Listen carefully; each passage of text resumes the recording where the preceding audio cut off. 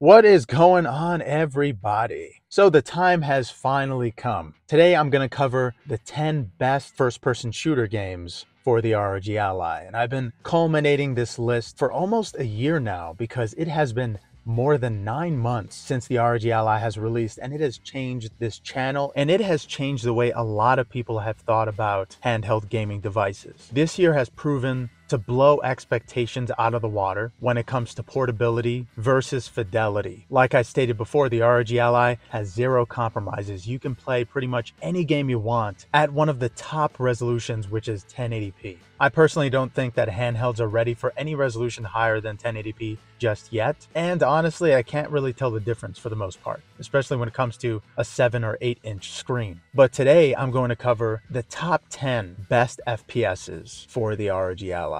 And let's start with number 10. And this is a title I've been going back to for years. It's one of the bloodier first-person shooters that you can play on the ROG Ally, but it is notorious, all thanks to id Software. And that is Wolfenstein 2: The New Colossus. And I know what you're thinking, since id Software has made a lot of other games, especially that I'm going to mention on this list, you would expect to play some kind of Master Chief hulking brute that can just juggernaut his way through any scenario. That's not exactly the case in Wolfenstein 2: New Colossus. You're going to need to pick up a lot of health and a lot of armor if you want to survive New Colossus. But not only that, you're going to have to get over the astonishing graphics that this game presents from the first 2 seconds, because you're going to be instantly dropped in a world where Nazis rule. And if you're wondering, you don't really need to play part 1 in order to get exactly what's happening in part 2. But if you want to go to part 1, I do highly advise that as well. But Wolfenstein 2: New Colossus is filled with a lot of surprises and a lot of different versatile ways that you can get through and beat a stage. You can either get 2 guns or just bust your way through with a tomahawk powered by a super armor, or even a gun that can disintegrate walls. Wolfenstein 2: New Colossus has everything that you can possibly think of when it comes to a modern first-person shooter. And with its exceptional presentation from the start alone, Wolfenstein 2 takes full advantage of the ROG Ally's 1080p screen and 120Hz display. It's one of the more exceptional first-person shooters I've played, simply because it looks so damn good. And if you pick this one up specifically to play on the ROG Ally, it plays perfectly and you will not regret it. And for the most part, I managed to play at ultra settings, 1080p, at around 100 FPS. And that's from performance to 25 watt mode. And the next game on the list is, of course, Wolfenstein 1: The New Order. In my opinion, Wolfenstein: The New Order is just a better game than Wolfenstein 2: New Colossus. It's just a more well-rounded first-person shooter. It has every single extreme and surprising moment you could think of. And honestly, you're just going to have a better time with The New Order opposed to its sequel. But of course, this is its own game. And out of any title that came out in the same year, especially at first-person shooters, Wolfenstein: The New Order was one of the most impressive. And just like with its sequel, you're going to fight a ton of Nazis in this game. But they are extremely brutal, and there is a backdrop storyline that will captivate you with the main character and the history with his family and his place in the war. Wolfenstein: The New Order is surprisingly one of the best war games out there because it doesn't throw too much sci-fi into it. It just feels like you're in a situation that is dire that you need to win and come out alive from. This game just captivated me at every turn, and it shows exactly how great it is in every second of every chapter. From the voice acting to its battle sequences, Wolfenstein: A New Order does not disappoint. And on the ROG Ally, I was able to play at the highest settings at 1080p, and for the most part at lower TDPs with a constant 60 FPS.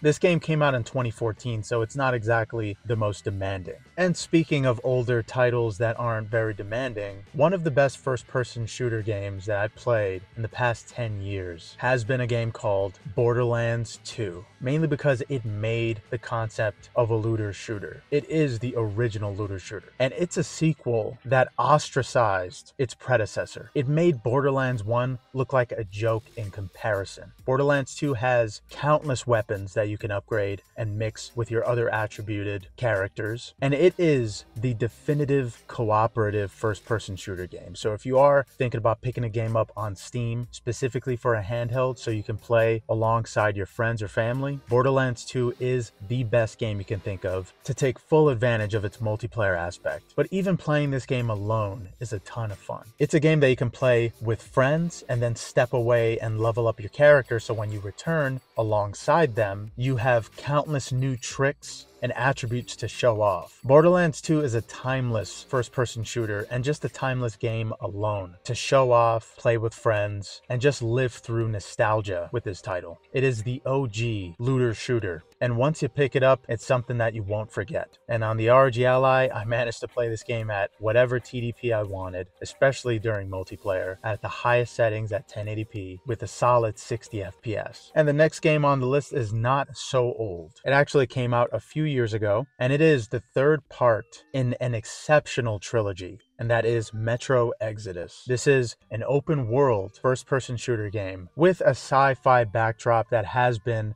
well established by its prequels. And besides being an exceptional story-driven open world game, Metro Exodus is one of the most impressive games that you can get on your ROG Ally aesthetically. The Metro series does not let up when it comes to shock and awe with its graphical capabilities. And with that 1080p screen with VRR, you'll manage to get around 40 to even 60 FPS with Metro Exodus on the go. But of course, you might need to turn up the TDP to around 18 watts if you really want to take full advantage of all the graphical options at the highest resolution possible, with a considerable amount of FPS. And even though this game came out a few years back, it still looks brand spanking new. And I still till this day fully appreciate Metro Exodus and everything it's changed in the first-person shooter landscape, with all of its post-apocalyptic train stations, giant rat-like creatures, and pretty much demons everywhere you turn. Metro Exodus is still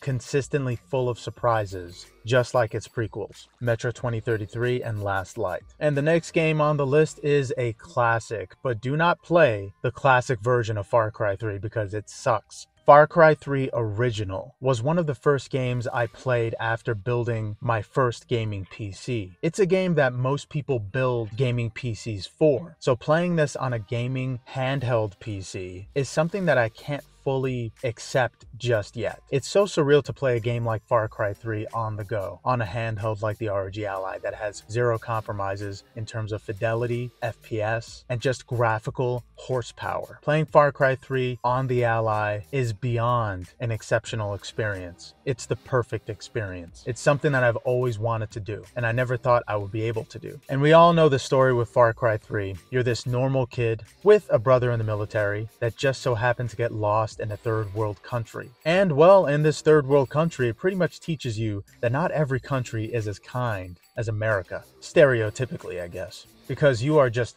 thrusted into this world of terrorism, killing, hiding, with mercenary-like warfare, and it is just awesome. Far Cry 3 is the ultimate blend of modern-day first-person shooters with third-world warfare thrown into the mix, with even some trippy scenarios in there as well. Far Cry 3 to me is perfection. Every part about this game is just downright surprising and awe-inspiring. From its deep vistas to its exceptional boss characters. From the very beginning, you'll see a stark difference compared to Far Cry 3 and every other Far Cry game that ever came out before it, and especially after. All the Far Cries after 3 try to mimic the magic that 3 captured, but they just can't. Nothing is better than Far Cry 3 in my opinion. It came out around the time of Dead Island and mindless Call of Duty games. Far Cry 3 is that breath of fresh air that has passed through every first-person shooter from that day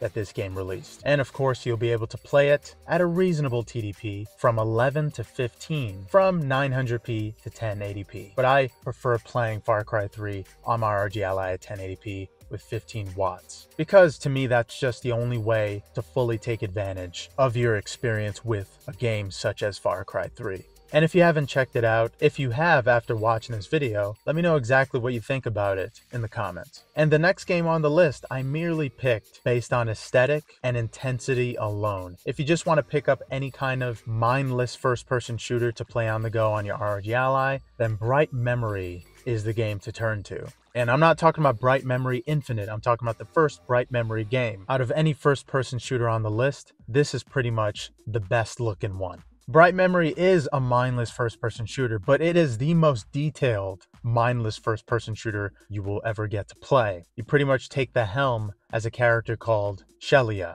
and she's pretty much just a ninja with a machine gun. If you ever wanted to play Ninja Gaiden in a first-person mode perspective, then Bright Memory is the way to go. And this game doesn't exactly require too much horsepower. You can play a performance mode at 1080p, no problem. And I managed to finish Bright Memory on the ROG Ally, and it is quite a ride. This game is about 3 to 4 hours, so in some cases you may actually get to beat this game with the ROG Ally's battery's single lifespan, if you tune around the TDP a little bit. And moving on to the next game on the list. Number 4 has gotta be Titanfall 2. Now you can get the first Titanfall, but that game is only an exclusively multiplayer, so it doesn't really have a single player aspect to it. But Titanfall 2 not only has one of the best multiplayer campaigns that I've ever played, but it does have an included single player mode that will also equally blow you away. If there's a game that you wanted to just show off to someone really quick with as little questions as possible, but with optimal impression, Titanfall 2 is the way to go.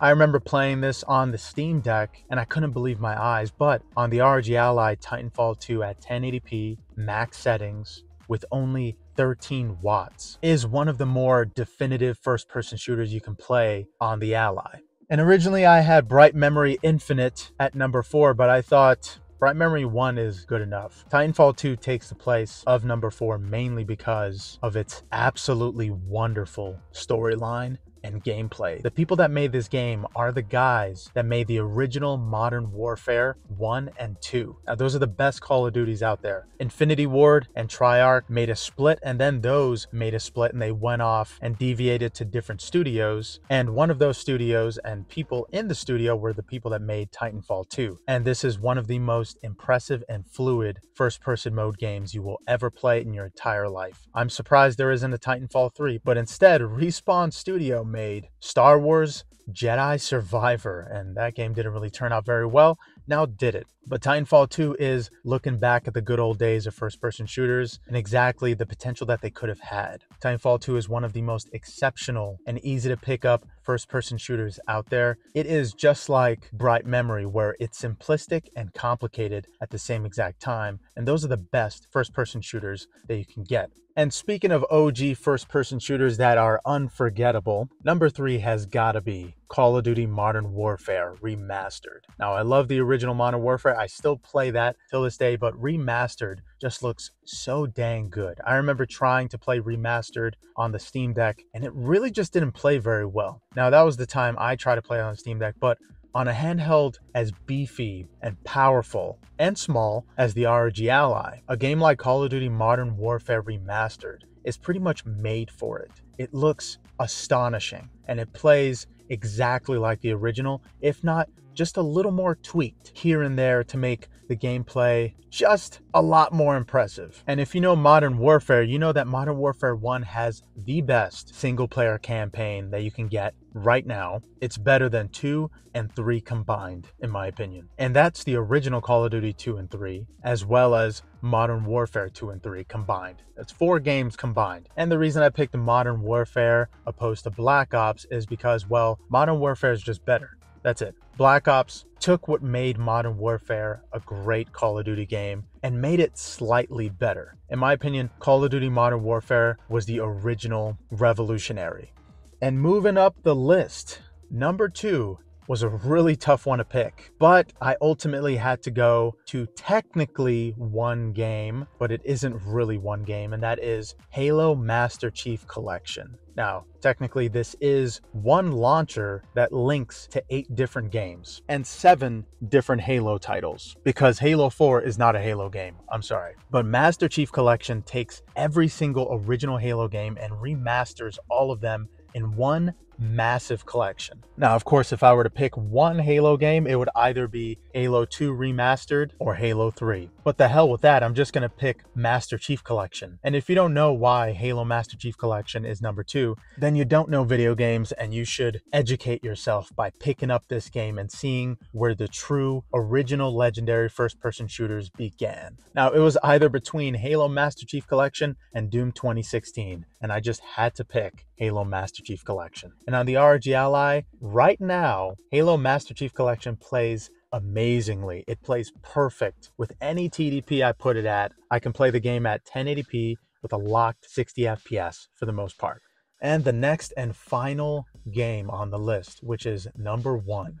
Come on, guys. I mean, you can already hear the soundtrack in your head. You can just imagine pulling apart demons right now. Of course, the game is Doom Eternal. I mean, Halo's a great game, but Doom Eternal takes what Halo, Call of Duty, and all these other games were and literally combines them and then makes them better.